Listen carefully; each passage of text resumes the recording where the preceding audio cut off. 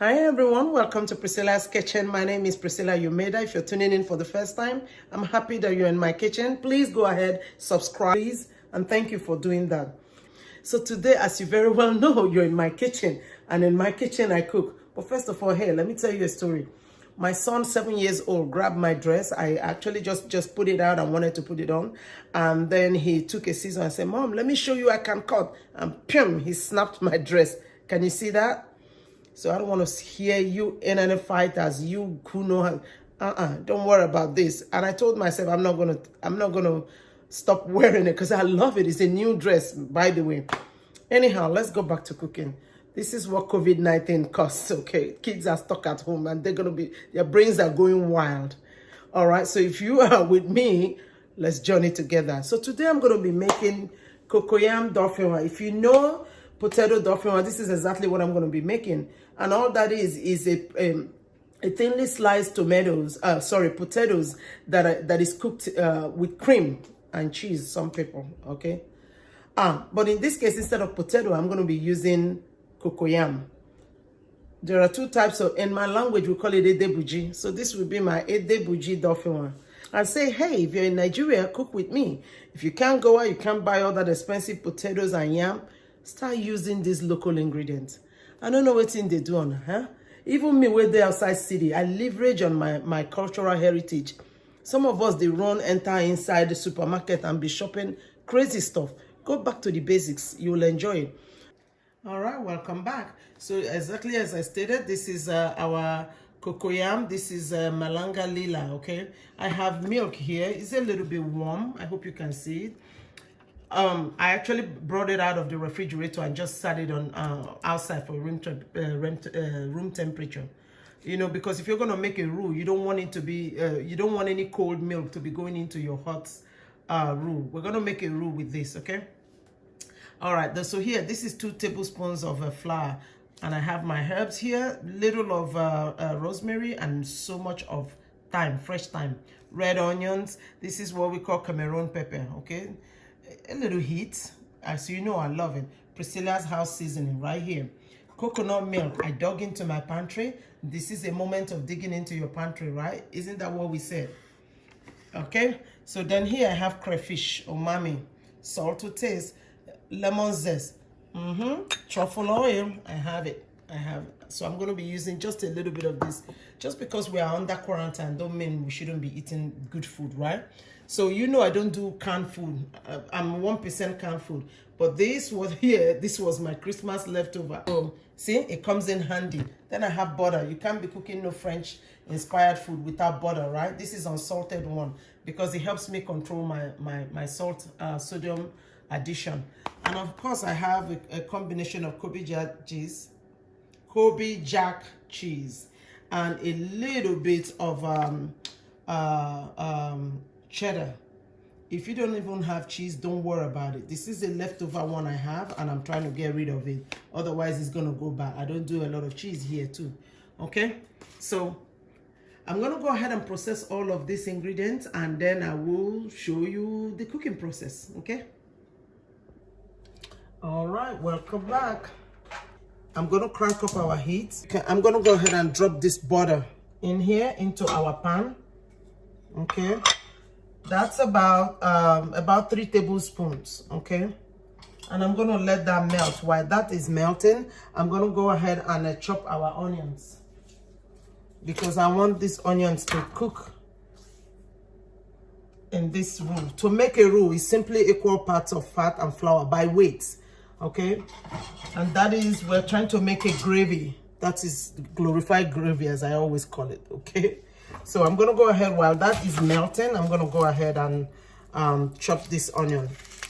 Exactly, because see, cocoyam or Edebuji has the same characteristics of potatoes. Okay, so it's the same root vegetable that can take on any flavor that you add to it. So always, if you're going to cook any meal, if you know the character of the ingredient, it saves you time.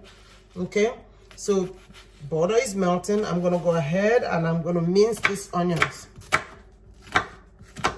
All I'm doing now is I'm giving it a form. Okay, so And if you don't want to use fresh onions, you can actually use a granulated one. Okay, I don't like onion powder, so if you like it, go for it. That thing is so ground that you can't even tell what is it, how it looks like. So I don't like to cook with what I don't know. Fresh is always best, so if you have it, go for it. This is minced because I don't want it to be too big. Okay, my butter is melted. I don't know, I hope you can see. Okay, so I'm gonna go ahead and drop the 2 tablespoons of our flour.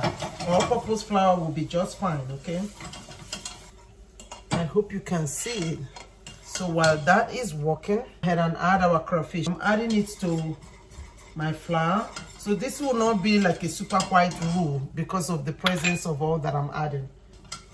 Now I'm not using cream, I'm using 2% milk. So go for it if you want to use cream. Okay, you could use half and half or heavy cream if you want to.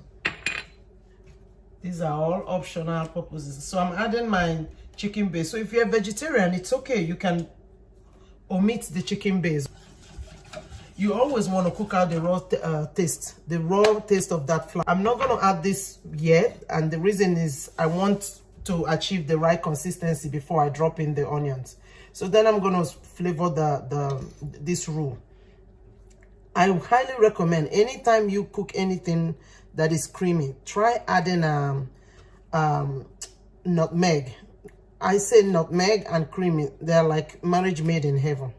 Okay, anytime you make anything creamy, please always remember to add nutmeg. All right, so right after this time that I'm just adding in here, I am going to add nutmeg. Fresh herbs makes all the difference. The thyme is going to give me all that lemony flavor, and my rosemary, some piney flavor. So the two combined together gives me about 1 tablespoon, as you can see. This was also something I have in my pantry. This is the coconut milk that I was going to use to make coconut rice. For whatever reason I didn't. And here comes COVID-19, so it came in handy. Adding that. So the consistency of this should be, not too thick. Going to be looking for is like just nappe, as you can see. Can you see it? I hope you can. Can you see this? Now, all right. So now I'm going to add my onions, and I'm going to let this thing cook down a little bit. I am also going to go ahead and zesting. Let me make sure you're seeing. I'm going to go ahead and zesting nutmeg. Okay. Now I'm going to allow this thing cook on a low to medium heat. Okay. I hope you can see it. If not, don't worry. I'm going to still pour it out for you to see. I've also gone ahead to prep. I just simply sprayed my baking dish. This meal here is going to be going into the oven to be baked. Okay. And I'm going to go ahead and drop my, this is the Cameroon pepper. Okay. That I just earlier introduced to you. Can you see that consistency? Look how, so instead of a pure white cream, you have it slightly brown. This is nothing but tons of deliciousness. Okay, I'm gonna let this thing to boil a little bit, to cook, and then just for 2 minutes. All right, welcome back. So I went ahead and I peeled it and I washed it too. This has been peeled and pre-washed. So I'm gonna go ahead and start. I'm using mandolin, okay, because you can't have any dauphinoise without it being thinly sliced. If you use a knife, yeah, it'd be nice, but it's not gonna be consistent because we're gonna be making these in layers. Okay, we will be layering this Edebuji. So this quarantine season should not get the best of us. We must all be strong. All right. All right. Can you see the pile? Boom. Okay, here we go. We start building. So I am gonna spoon. So the first thing I did, if you notice, I have not added my truffle oil. Yeah, this is a luxurious food. I'm at home. Listen, I might as well make it count. Okay. So I'm adding a drop. So let me just tell you, you don't have to. This is about 1 teaspoon. Now be careful, truffle oil is really concentrated. What you don't want to do is overpower your Edebuji bala with truffle flavor. So I'm going to drop a little here. So what I'm doing now is to now layer. You have to make sure that it interlays, okay? Because that's how you get the beauty of how it looks like the finished product. You can build it in any way you want. This is a perfect way you can get your kids working with you. Come back, and then I will use my lemon. Look, I'm going to zest in just a little bit. Then I'm going to layer again. I'm going to cover this slightly. Remember, you need moisture to cook this. All right, y'all. Here comes our Edebuji Dauphinois. And for a finishing touch.